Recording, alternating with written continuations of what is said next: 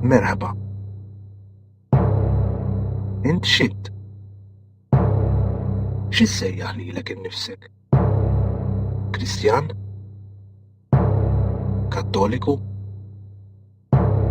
Karismatiku? Protestant? Musulman?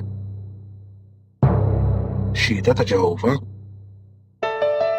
Int x'int lil dan id-dokumentarju ma tagħmellux differenza. Però żgur ser jagħmel differenza lilek. Il-Bibbja huwa ktieb li fih ma' 300 profezija. Profezija tfisser bassir tal-futur. Jekk m'intix mitħlam mal-Bibbja ħatkun daqsxejn diffiċli tifhem dak li sejjer tara. Imma aħna nispjegawlek jibqa' l-fatt li biex tifhem dak li qiegħed tara għandek bżonn Bibbja sabiex tivverifika għalik innifsek. Għal min mhuwiex mitħlam mal-Bibbja meta waqt id-dokumentarju tara hekk. Eżempju, Apokalissi 17:2. Dak ifisser li mill-Bibbja trid tmur fil-ktieb tal-Apokalissi, issib kapitlu 17 u vers 2. Itlob l-Ispirtu t'Alla ħadkun tista' tifhem dak kollu li ser tara u jkollok rivelazzjoni ta' x'inhu jiġri madwarek. Il-Bibbja nkitbet iktar minn 2000 sena ilu. Din hija produzzjoni ta' NML Productions. No More Lies. Dak li tgħid il-Bibbja huwa minnu. Ejjew ħanaraw. Min hi l-bima fil-ktieb tal-Apokalissi?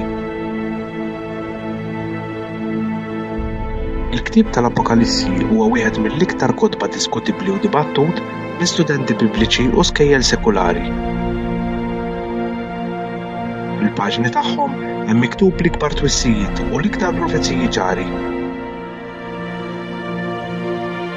Ara li ġej minnu fih, ħin min iħares il-kelmiet tal-profezzija ta' dan il-ktieb. Wieħed mill-iktar simboli li ħoloq kontroversi jinstab Apokalissi 13 fejn hemm miktub il-bima tiela mill-baħar. Għal sekli l-bniedem spekula l-identità tal-bima. Min-naħa l-oħra, il-Bibbja hija l-interpretu tagħha nnifisha. Meta tqabbel skrittura ma' skrittura u tħalli li l-Bibbja tinterpreta lilha nnifisha, l-identità tal-bima toħroġ ċara. Nota. Il-bima fil-profezija tal-Bibbja sempliċi tfisser saltna. F'Daniel 7:23 jgħid huwa qal ir-raba bima tfisser ir-raba saltna li jkun hawn fuq l-art. Il-bima tiela mill-baħar hija mqabbla ma' żewġ simboli oħra fl-iskrittura, kollha jirrappreżentaw l-istess poter u l-istess saltna. Meta tqabbel skrittura ma' skrittura, toħroġ identità ta' Antikrist, li l-poter tiegħu jidher b'evidenzi ċari. Issa ħanaraw 15 il-poter identifikat tal-bima. Wieħed, it-tnejn li huma Knisja u Belt. Apokalissi 17:18 jgħid hekk u l-mara li rajt hija l-belt il-kbira li għandha s-saltna fuq is-slatin tal-art. Nota. Mara fil-profezija tfisser knisja, prostituta tfisser knisja bla fidi.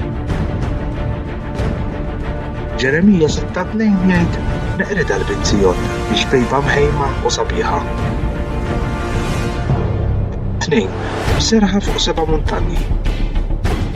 Apokalissi 17:9 jgħid hawn jeħtieġ moħħ li jkollu l-erf. Is-7 tirjus huma 7 muntanji li fuqhom jibilqet għall-mara u huma wkoll is-7 slatin.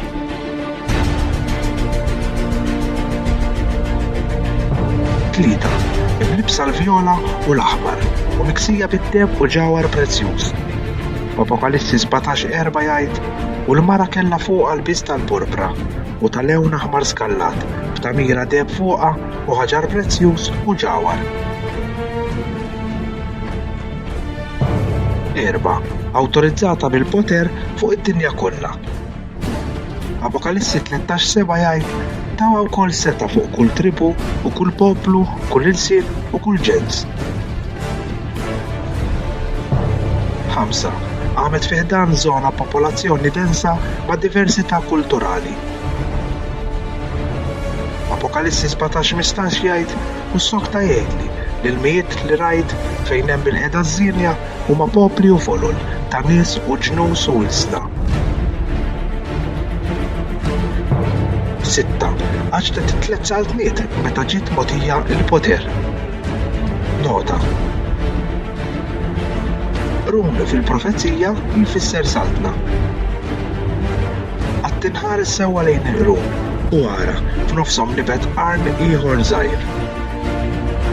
3 mill-qrun l-oħra nqallu minn eruqhom quddiem dan il-qarn dan insibuh f'Daniel 7:8. 7. Tagħmel gwerra mal-Qaddisi. Apokalissi 17:6 jgħid u rajt il-mara fis-sakra bid-demm tal-Qaddisi u bid-demm tal-martri ta' Ġesu. 8. Għandha persuna li taġixxi u titkellem f'isem kulħadd. Daniel 7:8 jgħid il-qarn kellha għajnejn bħal ta' bniedem u fommu jlablab ħafna kliem arroganti. 9. Is-sovranità ta' din is-saltna tislilha nnifisha daqs Jaħweh. Tħallux lil min aqarraq bikom b'ebda mod. L-aħħar jum ma jkunx magħna qabel ma tkun seħħet ir-rawwixta u jinkixef il-bniedem tad-dub, ikkundannat għat-telfien. U li jqum u jintrafa fuq kull ma jġib l-isem ta' Alla jew kull ma hu meqjum mill-bnedmin sabiex hu stess joqgħod bil-qiegħda fit-tempju ta' Alla u jsejjaħ lilu nnifsu Alla. Dan insibuh f'2 Tessaloniki 2:3-4. 10. Is-sovranità ta' din is-saltna identifikata bin-numru 666. F'Apokalissi 13:18 jgħid hawn qiegħed l-erf min għandu moħħu ħajobsor x'inhu n-numru tal-bima għax numru ta' bniedem hu u n-numru tagħha hu 666. 11. Jitkellem kliem arroganti u jidej. Apokalissi 13:5 jgħid u natala fom li jgħid kliem ta' kburija u ta' da'. 12. Hemm miktub li jbidlu l-kalendarju u l-liġijiet ta' Jaħweh. Apokalissi 7:25 jgħid huwa jgħid kliem kontra Alla l-għoli biex jifni lill-qaddisin tal-għoli u jkun irid ibiddel iż-żminijiet u l-liġi. Jirrenja suprem għal 1260 sena, 13. F'Apokalissi 13:5 jgħid u tawa wkoll seta' biex taddimha għal 42 xahar. Nota. Ġurnata profetika tiġi sena letterali insibuha f'Eżekjel 4:6. Allura sena lunari tiġi 354 ġurnata. Sena solari tiġi 365 ġurnata. Sena lunari biblika tiġi 360 ġurnata. Allura 42 xahar li jiġu 3 snin u nofs jiġu 1260 ġurnata. Allura 1260 ġurnata profetika jiġu 1260 sena. 14. Imnezza mill-awtorità u maħtufa bi proġenerija minn poter ċivili. Apokalissi 13:10 jgħid min għandu jinqabad insir fil-jasal imut u min għandu jmut bis-sejf imut. Nota. Xabla tfisser poter ċivil. F'Rumani 13:4 jgħid għax qaddejt ta' Alla u għal ġid tiegħek. Jekk int tagħmel il-ħażin ibża minnu, mhux għal xejn li l-kap iġib ix-xabla. 15. Kien ferut u ma damx bix-xfiq. Waħda mill-irjus tagħha kienet qisha mitruba għall-mewt. Imma din il-ġerħa għall-mewt kienet imfejqa u d-dinja kollha baqgħet mistaġba bil-bima. U nixtieħtu jagħtu qima lid-dragun tal-li għadda seta' tiegħu lill-bima u qiemu l-bima. Dan insibuh f'Apokalissi 13:3-4. Poter wieħed jista' jkun imqabbel ma' kull dettall li għadna kif rajna. Ta' kull deskrizzjoni li hemm miktub fil-profezija. Ħadd ħlief il-Knisja Kattolika Rumana. Ejjew ħanaraw. Wieħed, it-tnejn li huma Knisja u Belt. Il-Knisja Kattolika Rumana u l-Istat tal-Vatikan Ruman huma sinonimi.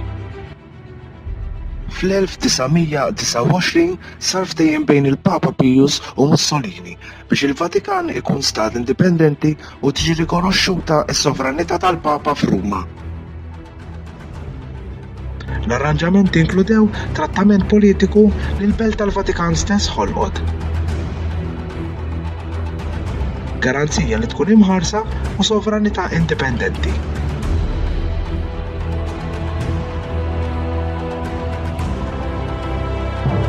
Tnejn, imserħa fuq 7 muntanji.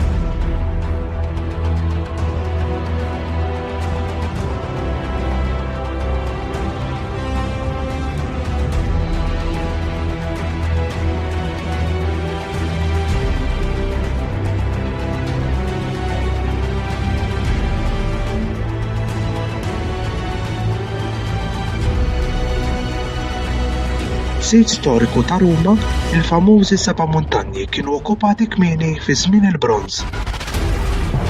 3 imlibsa l-vjola u l-aħmar u miksija bid-deheb u ġawhar prezzjuż.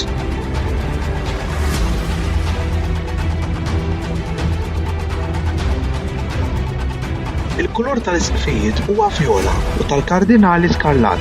Is-salib pettorali għandu jkun magħmul mid-deheb u dekorat bil-ġawhar.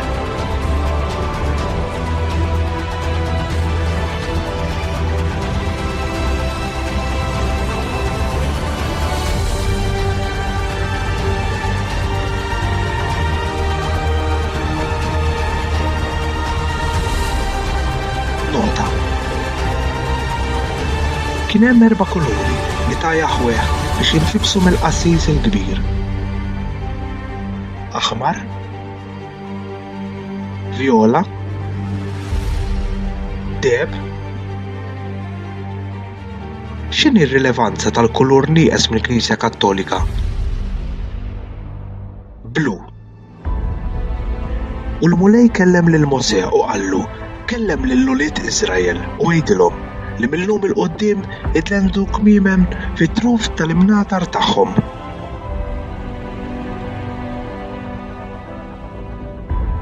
U jdendluhom mal-ponot tal-mantar b'qafla kaħla u dawn il-kmiemem iservu biex malli tarawhom tiftakru fil-liġijiet kollha tal-Mulej.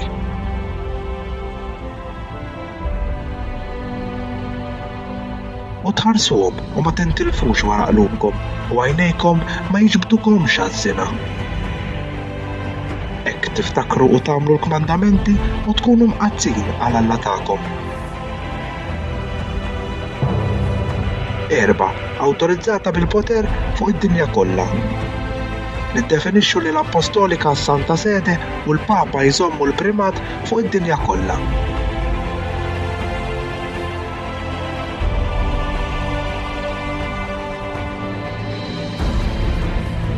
M'hemmx awtorità akbar.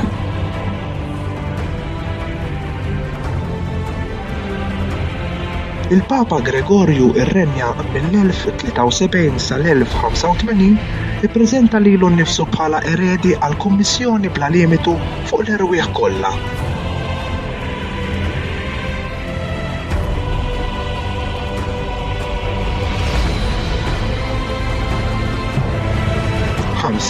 Għamet fih dan żona popolazzjoni densa ma' diversità kulturali.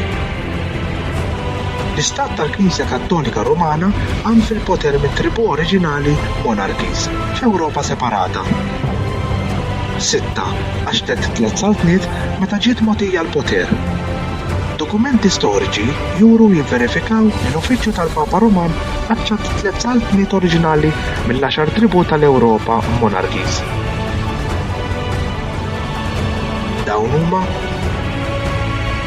Heruli, Ostrogoths u Vandals. L-Imperatur Kattoliku Zeno mill-474 sal-491 irranġa trattament mal-Ostrogoths fl-487 li rriżulta l-eredikazzjoni tas-Saltna Arian Heruli fl-493. L-Imperatur Kattoliku Justinian mill-527 sal-565 aċċat l-Arian Vandals fil-534 wara neħa l-poter tal-Ostrogoths fil-538.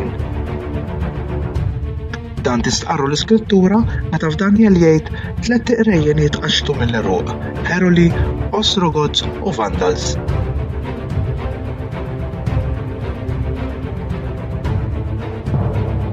7. Tagħmel gwerra mal-Qaddisin. Il-Knisja Rumana hi l-iktar waħda li xerdet demm innoċenti mill-istituzzjonijiet kollha ta' kemm ilu jeżisti l-bniedem.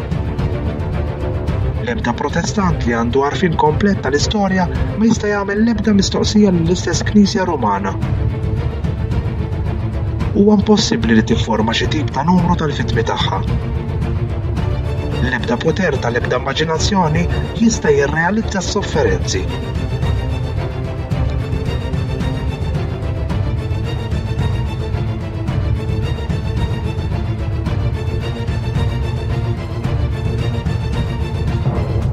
Għandha persuna li taġixxi u titkellem f'isem kulħadd. Il-Papa huwa l-uniku kelliem għall-Knisja Rumana.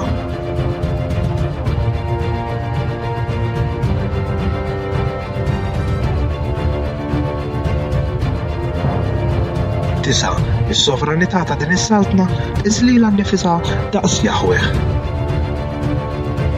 Il-Papa Leo kien qal fl-20 ta' Ġunju 1894 aħna li ninfluwenzaw id-dinja, l-art talla omnipotenti.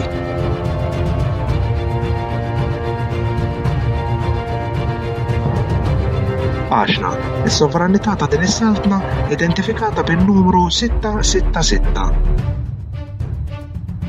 Il-kuruna tal-Papa għandha deskrizzjoni li tajt Vicarius Filii Dei. Bil-Latin iġibu t-tifsira ta' Vicar, substitute of the Son of God. Hemmhekk fejn qiegħda miktuba. Il-valur numerikali ta' dan it-titlu huwa 666.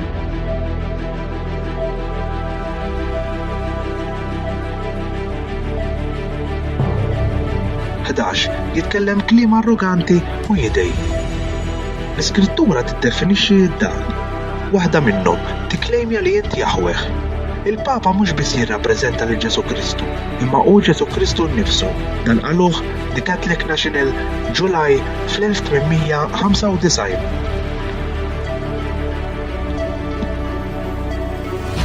It-tieni tikklejmja li għandek il-poter li taħfer id-nubiet. Catholic Encyclopedia, artikil Pope, qalet din l-awtorità ġudikali tinkludi wkoll il-poter li naħfru t-nubiet.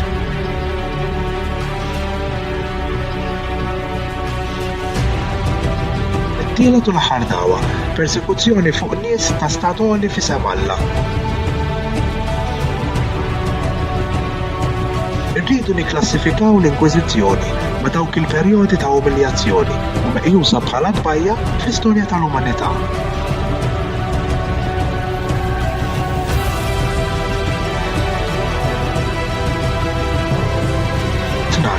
Hemm miktub li jbidlu l-kalendarju u l-liġijiet ta' Jaħweh. Il-Papa għandu l-awtorità li jbiddel, jispjega u jinterpreta liġijiet sadri. Dan qalu Lucius Ferraris Pronta Biblioteka insibuh f'artikil Papa 2, volum 6, paġna 29.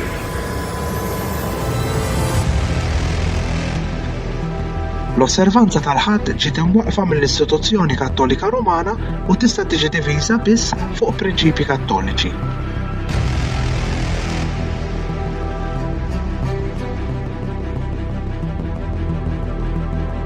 Mill-bidu sa tmiem tal-Iskrittura ma hemmx passaġġ wieħed biss li jiġġustifika trasferiment ta' qima pubblika fil-ġimgħa. Jiġifieri mis-Sibt l-aħħar jum tal-ġimgħa għal Ħadd l-ewwel jum tal-ġimgħa. Nota. Din il-bidla mhix sempliċi bidla ta' qima, imma hija bidla fil-kalendarju. Ruma fis-seklu 4 adottat kalendarju modern falsifikat pagan u illegali, kalendarju bibliku lunisolari. Il-Knisja Kattolika Rumana neħħet ukoll it-tieni kmandament, ma jkollokx allat oħra għajri. Biex iżommu l-10 kmandamenti, nisseparaw l-10 kmandament fit-tnejn. 13. Ir-renja suprem għal 1260 sena. It-twaqqif ta' gvern papali li jaħdem permezz tal-gvern ċivili kisser il-poter ta' Ostrogoths u wassal biex il-Papa jkollu supremazija ekklesjastika 538 AD. Bla ma jiġi kontestat, il-Knisja Rumana setet issa teżerċita awtorità sħiħa tagħha. Fl-1798 il-ġenerali Bretier ta' Franza daħal f'Ruma, neħħa u abolixxa l-gvern papali u stabilixxa gvern sekulari 1798 AD. 14. Imnezza mill-awtorità u maħtufa bi proġenerija minn poter ċivili. L-aħħar umiljazzjoni tal-Knisja ġiet meta Pius kien ittieħed minn Ruma mill-Armata Franċiża fl-1798. Fejn is-sena ta' wara kien ittieħed priġunier, ittieħed lejn Franza fejn hemmhekk stess kien miet. 15. Kien ferrut u ma damx biex fiq. Fl-1941 il-ġeneral Franċiż kien neħħa l-governanza tal-Uffiċċju tal-Papa, fejn ftit wara l-Papa safa ferrut. Però l-ferita li kellu ma damx biex fiqet. Arani ġej minnu fih, ħini min ħares il-kelmiet tal-profezija ta' dan il-ktieb.